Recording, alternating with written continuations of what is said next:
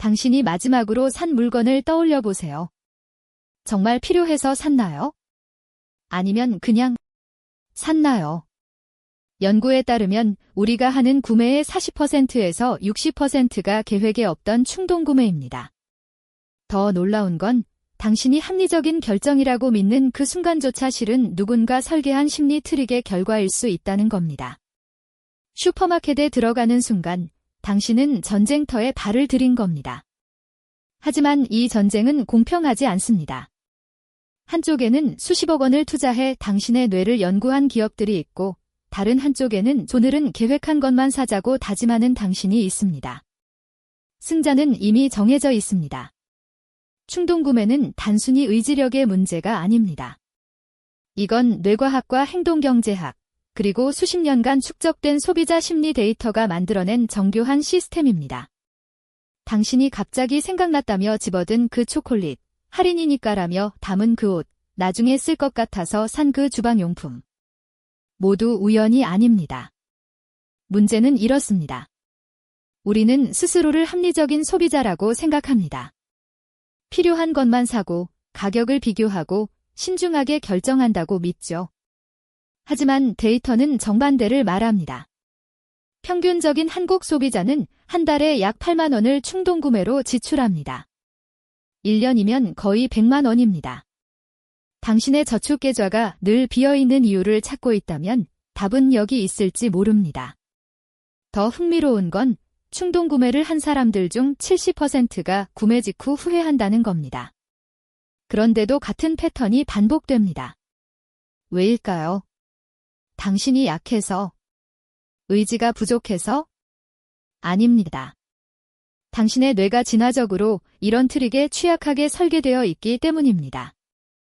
충동구매는 대부분 10초 안에 일어납니다. 당신이 상품을 보고 손을 뻗고 장바구니에 넣기까지. 10초 이 짧은 시간 동안 당신의 뇌에서는 엄청난 일이 벌어집니다. 먼저 도파민이 분비됩니다. 새로운 것, 반짝이는 것, 할인 스티커가 붙은 것을 볼 때 당신의 뇌는 보상을 기대합니다. 이건 원시시대부터 내려온 생존 본능입니다. 희귀한 자원을 발견했을 때 빨리 확보하라는 신호죠. 문제는 현대 사회에서 희귀한 자원이 실은 대량 생산된 상품이라는 겁니다. 하지만 당신의 뇌는 그걸 구분하지 못합니다. 2008년 스탠포드 대학의 브라이언 크너슨 교수는 fMRI를 이용해 쇼핑하는 사람들의 뇌를 스캔했습니다. 결과는 충격적이었습니다. 사람들이 원하는 상품을 볼 때 활성화되는 뇌 영역은 코카인 중독자가 마약을 볼 때 활성화되는 영역과 같았습니다. 측자핵이라는 부위입니다. 쇼핑은 문자 그대로 중독성이 있습니다. 하지만 여기서 끝이 아닙니다. 가격표를 볼 때 또 다른 영역이 활성화됩니다. 섬유피질, 통증을 처리하는 부위입니다. 돈을 쓰는 건 뇌에게 문자 그대로 고통입니다. 따라서 충동구매는 이 두 힘의 싸움입니다. 갖고 싶다는 욕구와 돈이 아깝다는 고통. 그렇다면 기업들은 어떻게 이 전투에서 이길까요? 간단합니다. 욕구는 극대화하고 고통은 최소화하는 겁니다.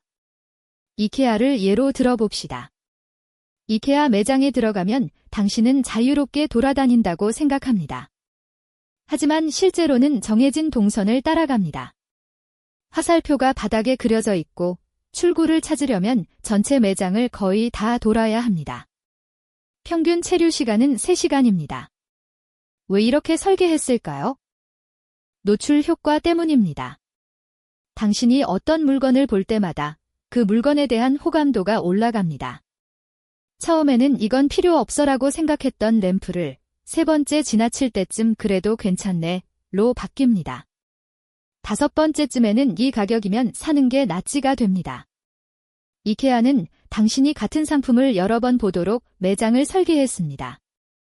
그리고 출구 직전, 당신은 창고 같은 공간을 지나갑니다. 거대한 선반에 박스들이 쌓여 있죠. 이건 심리적 트릭입니다. 창고에서 직접 가져가는 느낌은 중간 유통을 건너뛰었다는 착각을 만듭니다. 실제로는 모든 게 계산된 소매가인데도요. 하지만 당신의 뇌는 좋은 거래를 했다고 느낍니다. 고통이 줄어듭니다. 지갑이 열립니다. 가격표를 자세히 보세요. 10,000원이 아니라 9,900원. 20,000원이 아니라 19,900원. 이 100원 차이가 정말 중요할까요? 당신의 이성은 별 차이 없다고 말합니다. 하지만 당신의 뇌는 다르게 반응합니다.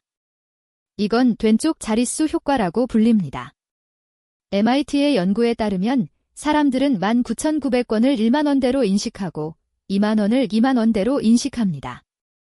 실제 차이는 0.5%인데 심리적 차이는 훨씬 큽니다. 이 작은 트릭으로 매출이 평균 24% 증가합니다. 하지만 가격 심리학은 여기서 끝이 아닙니다. 앵커링이라는 더 강력한 무기가 있습니다. 명품 매장에 가면 쇼윈도에 가장 비싼 상품이 전시되어 있습니다. 500만 원짜리 가방, 300만 원짜리 코트. 당신은 저건 너무 비싸라고 생각하며 지나갑니다. 하지만 매장 안으로 들어가 80만 원짜리 지갑을 보면 갑자기 합리적으로 느껴집니다. 500만 원에 비하면 저렴하니까요. 이게 앵커링입니다. 첫 번째 본 가격이 기준점이 되고 모든 후속 판단은 그 기준에서 이루어집니다. 실제로 80만 원은 여전히 비싼 가격입니다.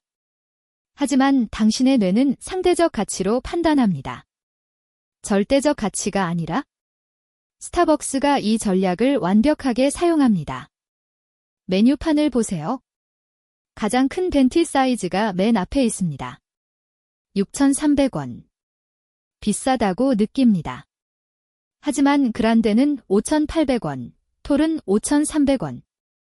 갑자기 톨이 합리적으로 보입니다. 사실 톨도 일반 카페 아메리카노보다 2배 비싼데 말이죠. 더 교묘한 건 미끼 효과입니다. 스타벅스는 그란데와 벤티의 가격 차이를 의도적으로 작게 만듭니다. 500원만 더 내면 더 큰 사이즈를 받을 수 있다. 당신은 이득이라고 느낍니다. 하지만 애초에 톨만 필요했던 사람이 그란데를 주문하게 됩니다. 스타벅스는 500원이 아니라 1,000원을 더 벌었습니다. 온라인 쇼핑몰은 한 발 더 나갑니다. 원래 가격 59,000원의 굵은 줄을 긋고 그 옆에 할인가 39,000원을 빨간색으로 표시합니다. 당신은 20,000원을 아꼈다고 느낍니다. 하지만 그 상품이 실제로 59,000원에 팔린 적이 있을까요? 많은 경우 그 원래 가격은 허구입니다. 단지 앵커를 만들기 위한 숫자일 뿐입니다. 희소성은 가장 오래되고 가장 강력한 설득 도구입니다. 한정판, 오늘만, 마지막 한 개. 이 단어들을 보는 순간 당신의 뇌는 비상 모드로 전환됩니다. 이건 손실 회피 편향과 연결됩니다. 노벨 경제학상을 받은 데니얼 카너먼의 연구에 따르면 사람들은 같은 크기의 이득보다 손실을 약 2배 더 강하게 느낍니다. 10만 원을 얻는 기쁨보다 10만 원을 잃는 고통이 2배 큽니다. 기업들은 이걸 역이용합니다. 지금 사지 않으면 기회를 놓친다는 프레임으로 바꾸는 겁니다.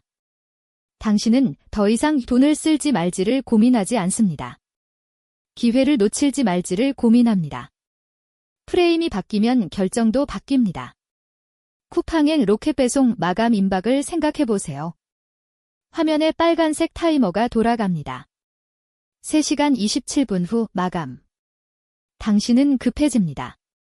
내일 받아도 되는 상품인데 갑자기 오늘 주문해야 할 것 같습니다. 왜? 마감이 있으니까. 하지만 실제로는 내일도 로켓 배송이 가능합니다. 단지 내일의 마감이 있을 뿐이죠. 항공권 예약 사이트는 더 노골적입니다. 지금 3명이 이 항공권을 보고 있습니다. D 가격에 남은 좌석 2개. 당신은 경쟁자가 있다고 느낍니다. 서두르지 않으면 다른 사람이 가져갈 것 같습니다. 하지만 그 3명이 실제로 존재하는지 확인할 방법은 없습니다. 명품 브랜드들은 희소성을 비즈니스 모델로 만들었습니다. 에르메스의 버킨백은 원하는 사람이 수만 명인데 연간 생산량은 제한됩니다. 심지어 돈이 있어도 살 수 없습니다. 대기자 명단에 올라가야 하고 VIP 고객이어야 하고 운이 따라야 합니다. 이 인위적 희소성이 버킨백을 단순한 가방이 아니라 지위의 상징으로 만들었습니다. 가격은 수천만 원이지만 중고시장에서는 더 비싸게 팔립니다. 희소성이 가치를 만든 겁니다. 하지만 가장 교묘한 희소성 전략은 당신이 눈치채지 못하는 곳에 있습니다. 슈퍼마켓의 과자 코너를 보세요. 선반에 상품이 빼곡하게 쌓여 있습니다. 풍요로워 보입니다. 하지만 자세히 보면 당신이 원하는 특정 맛은 딱 2개만 남아 있습니다. 우연일까요? 아닙니다. 매장 관리자들은 인기 상품을 일부러 적게 진열합니다. 거의 다 팔렸다는 신호를 주기 위해서입니다. 당신은 인기 있나 보다라고 생각하며 집어듭니다. 그렇다면 우리는 어떻게 해야 할까요? 충동구매를 완전히 막을 수는 없습니다. 당신의 뇌는 바꿀 수 없으니까요. 하지만 시스템을 이해하면 방어할 수 있습니다. 첫 번째, 24시간 규칙입니다. 지금 당장 사고 싶은 것이 있다면 24시간 기다리세요. 장바구니에 담아두고 메모해두고 내일 다시 생각하세요. 연구에 따르면 충동구매 욕구의 70%는 24시간 내에 사라집니다. 도파민이 식으면 이성이 돌아옵니다. 두 번째, 시간당 가격으로 계산하세요. 그 옷이 5만 원이라면 당신이 그걸 입을 시간을 계산하세요. 10번 입는다면 한 번에 5천 원입니다. 비쌀까요? 쌀까요? 이 계산법은 절대 가격을 사용 가치로 바꿔줍니다. 프레임이 바뀌면 판단이 명확해집니다. 세 번째, 현금을 쓰세요. 카드는 고통을 줄입니다. 돈이 눈에 보이지 않으니까요. 하지만 현금은 다릅니다. 지갑에서 지폐가 나가는 걸 보면 당신의 뇌는 실제로 고통을 느낍니다. MIT 연구에 따르면 현금 사용자는 카드 사용자보다 평균 23% 적게 씁니다. 네 번째, 배고플 때 쇼핑하지 마세요. 이건 농담이 아닙니다. 코넬 대학의 연구에 따르면 배고픈 사람은 배부른 사람보다 64% 더 많은 충동구매를 합니다. 배고픔은 일반적인 결핍 신호로 확장되고 당신은 음식이 아닌 것들도 더 사고 싶어집니다. 마지막으로 가장 중요한 것, 당신이 타겟이라는 걸 인정하세요. 당신은 특별히 약하지 않습니다. 당신의 의지력이 부족한 게 아닙니다. 수십억 원의 연구비와 수백 명의 전문가가 당신의 지갑을 열기 위해 일하고 있습니다. 이 사실을 아는 것만으로도 당신은 조금 더 자유로워집니다. 충동구매는 당신의 적이 아닙니다. 때로는 기쁨을 줍니다. 문제는 선택이 아니라 조종입니다. 당신이 원해서 산 건지, 사도록 설계된 건지. 그 차이를 아는 것, 그게 진짜 자유입니다. 다음에 쇼핑할 때 잠깐 멈춰서 생각해 보세요. 이 결정은 누구의 것인가? 당신의 필요인가? 아니면 누군가 심어놓은 욕구인가? 답을 아는 순간 게임의 규칙이 바뀝니다. 당신은 더 이상 플레이어가 아니라 관찰자가 됩니다. 그리고 관찰자는 더 나은 선택을 합니다. 이 영상이 다음 쇼핑에서 5만 원이라도 아끼게 해줬다면 구독은 이미 본전입니다. 우리는 매주 당신의 지갑을 지키는 심리학을 다룹니다.